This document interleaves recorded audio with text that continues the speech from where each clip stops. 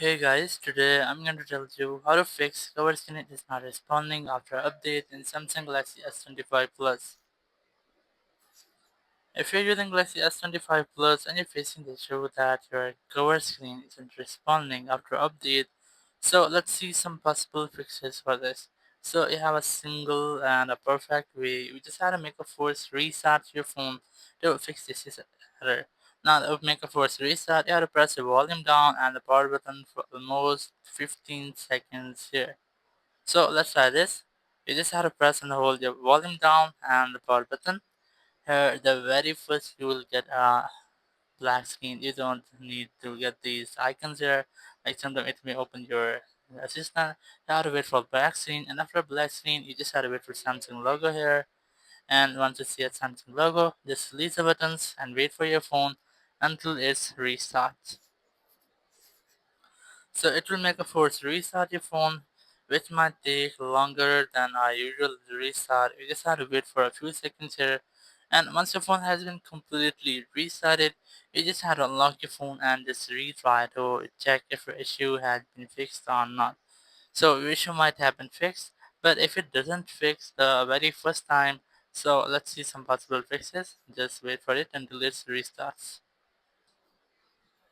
And here, once the phone has been restarted, you just have to wait for a few seconds until it lowers the display. Then just unlock your phone, and your phone might feel laggy for almost a few seconds, and then it might work usual or normal. You just have to wait for a few seconds here, and now you have to go to settings option, go to settings app, go to software update, and just make sure that your software is up to date. Then just go back from here, go to display.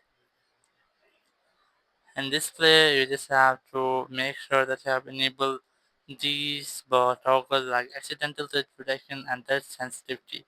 And once you have enabled these spot options, just go back.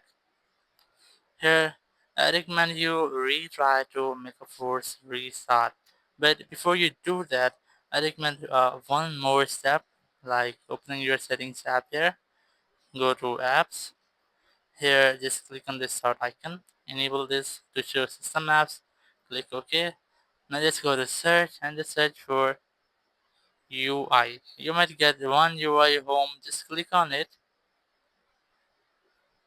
And here, go to storage. Click on clear cache. You can also try to clear data. And once I've done, your issue might have been fixed. You just have to go back. It may take a small time to load your apps as well. But if it still not work for you, you just have to click on this force stop option, click OK. It will forcefully stop your One UI home. And once you have done, you just have to scroll down, click on this power icon, and click on this restart button. You don't need to go to your home screen, just restart from your phone directly from your settings, and this time you might not get this issue again. Thank you very much for watching the video. Until next video, bye bye.